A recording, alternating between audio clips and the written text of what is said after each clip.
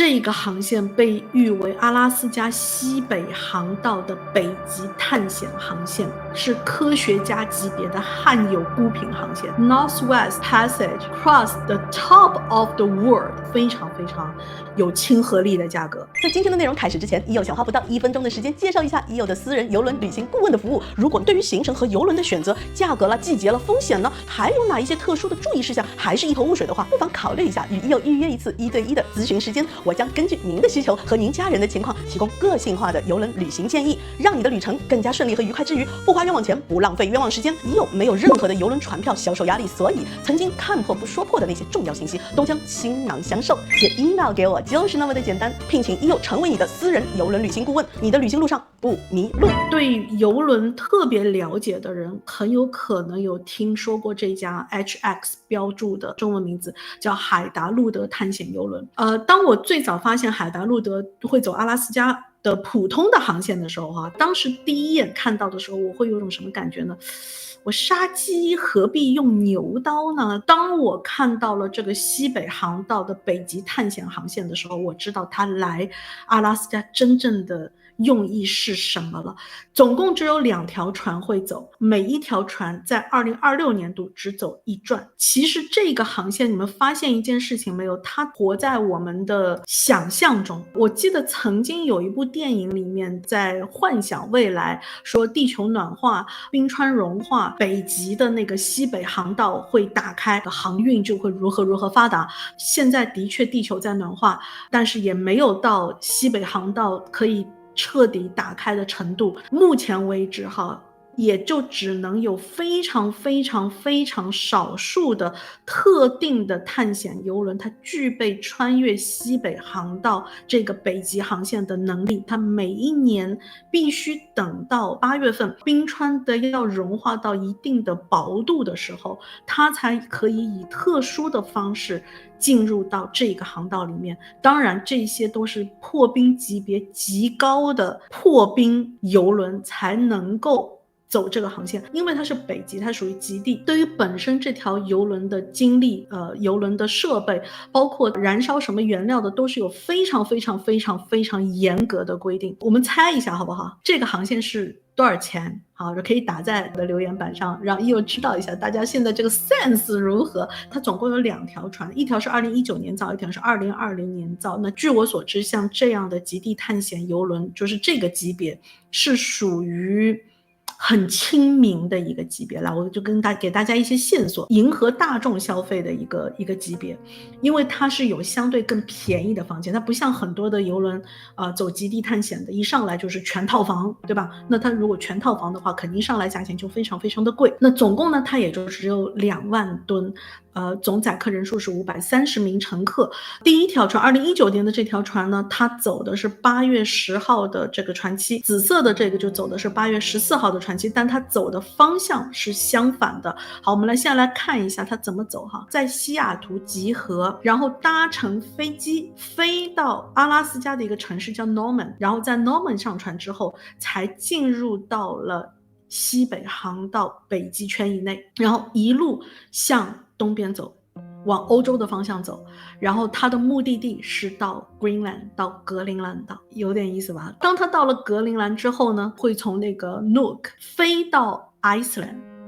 然后才散团。这一船的人在那个时候才结束这一趟的旅行。21岁以下是不能够购买这张船票的。那像这样就是属于探险级别的，那你适合吗？等一下我们会来看一看邮轮公司怎么说，好不好？总共是26天的行程海达路德探险邮轮这样的公司，它是超过125年的探险航线经历的邮轮公司，也同时在这一个海域上是非常少数的邮轮才具备能够这样穿越的条件。像这样的航线，如果它最便宜的舱房只卖22000多，还包了这么多东西的话，我真的是觉得非常的亲民。那虽然大家如果是仔细去查这2条船的话，它大概也就4星半的级别。我个人不觉得它的4星半是船不好，或者是说船上包的内容有问题，质量有问题，而是因为它还存在最便宜的房间。如果这一条船全部像别的那些好几家那个就是探险邮轮公司哈，或者做探险船，它全套房的话，它也是妥妥的至少5星半甚至5星半以上的级别。它其实很多的人员服务比例，包括它的做法都已经达到了那一个标准。上面所有的信息基本上都是邮轮公司官方提供的，那 EO 呢就负责来跟大家来总结一下其中的第一条2019年的船的价格来看吧。那当然这个是整条船最便宜的房间，是 Ocean View 有窗的房间。如果是阳台房的话，其实只是比这一个价格大概贵了3000块钱左右吧，非常非常有亲和力的价格。Ocean View 26天探险邮轮，那它到底包些什么哈？整个26天的行程呢，在上船前的一天和上船之后的一天，它其实是需要坐飞机。比如说我们举例哈，8月10号的船期，其实你是需要坐飞机从西雅图飞到 Norman 阿拉斯加的 Norman， 然后搭上我们这趟探险邮轮之后，然后一直走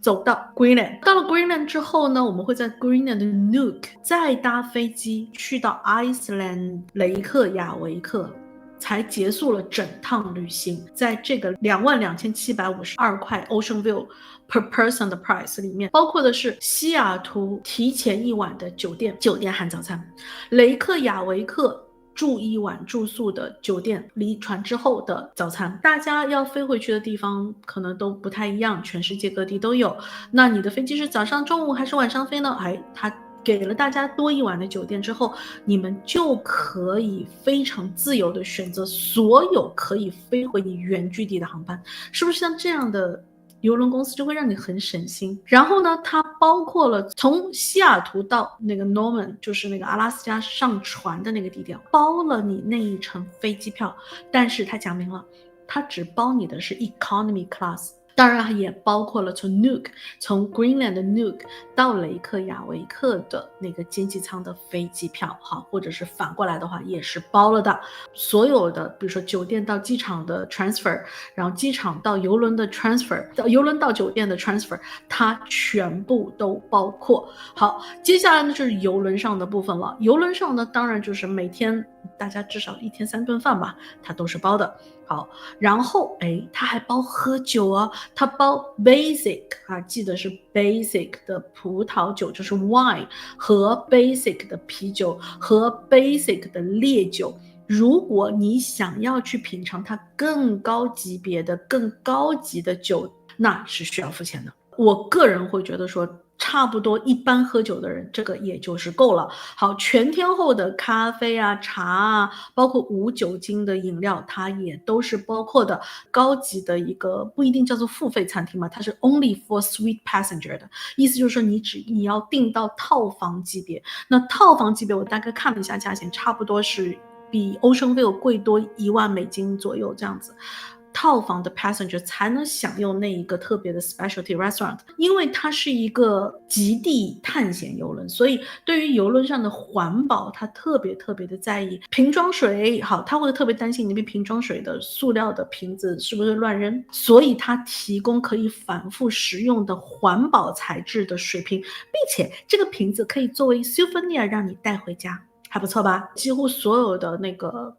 极地探险的邮轮一样，它都会送你一件冲锋衣，我们叫就是防水的那个夹克，大家都是同一个颜色啊，同一个款式。邮轮上的摄影师会给你拍照，那他也会有免费的照片送给你。大家最关心的部分了，就是说这个邮轮上它这个价钱是包括了邮轮规定你必须要付给船员的小费，但是邮轮公司特别的写多了一句，就是说他们欢迎，或者是如果有额外的小费就是 EO 在之前我的视频里面有跟大家提到过的，就是额外 extra 小费打赏的部分，他们完全就是说这是自愿的，喜欢的话可以额外再给多一点，他们也是很乐意接受的，就是这个意思，只是说不明讲而已。好，但是如果你1分钱不给，一点问题都没有。那在船上的活动我就一定要讲一下了。其实像这样类似的探险邮轮上，它基本不会有什么特别什么秀啊、歌舞秀啊、百老汇秀，顶多是安排1-2个人弹个小琴，搞点小情调之类的。那如果你是愿意去享受豪华邮轮的那一种大型歌舞秀的话，不好意思，这条上根本不可能满足你的愿望。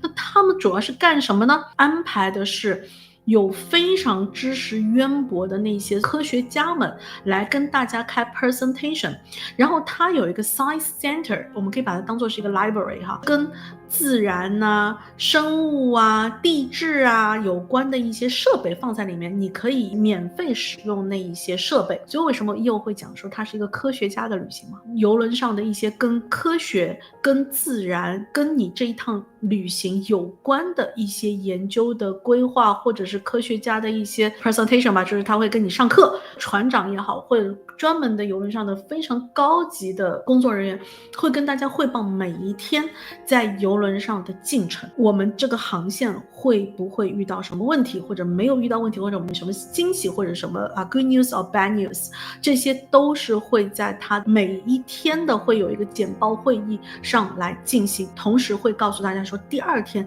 我们的探险计划。像这样的航线的话，邮轮虽然只有2万吨，但是真正会把你带得很深入的都是船上的小型的探险船，会放下去小艇，这当然也是包括在内的装备，比如说需要特别消毒的长靴，就是 boots， 比如说登山杖，或者是一些非常必要的登岛的装备，邮轮公司都会免费提供给大家。好了，免费的内容讲完了，现在我们来讲一下不免费的部分，好不好？首先一个就是国际航班，无论你是住在全世界任何一个角落，飞到西雅图也好，还是说你买的是14号的那一转，你是飞到雷克雅维克去跟大家集合，那个国际航班是自己掏钱。如果你还需要额外的住宿，比如说我在雷克雅维克跟大家 meet together， 但是我想要早几天去雷克雅维克，在冰岛好好自己玩一下，那边住啊、吃啊、喝啊都是你自己的事情。好，邮轮公司特别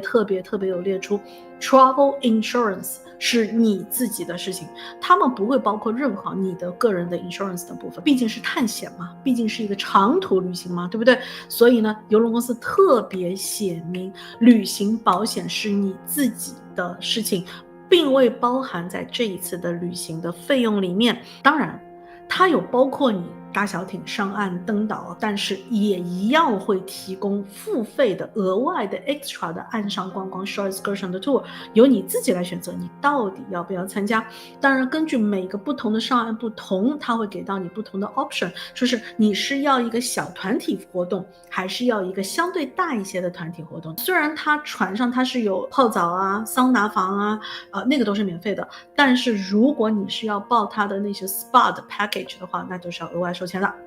Notice 这个小部分大家看完了之后就知道你到底适不适合去搭乘探险邮轮，好吧？它是探险，你不是去享受邮轮旅行豪华邮轮旅行，你是去探险的，千万不要忘记这一件事情。特别有指出的是说，所有的计划活动是可能会因为天气或者是冰川的状况而受影响的，他提前告诉你了。我不知道大家有没有发现一件事情哈，基本上南极的航线里面2/3都是不好的 complaint， 会把那些 complaint 的就是投诉的内容发上网，他希望有更多人站在他这一边，他会发上网，好，希望博得更多人的理解和同情的情况下，好，这一类人他可能根本没有搞清楚什么叫做探险邮轮，因为探险邮轮本身你是在这条船上加入的是一个探险团，而探险团是不是发生任何的你意料不到的状况都是应该的，好不好？所以邮轮公司的 notice 第一条就是说明了这一点，所有计划活动都是受到了天气或者是冰的状况，因为我们是走的是整个是北边的航道嘛，对不对？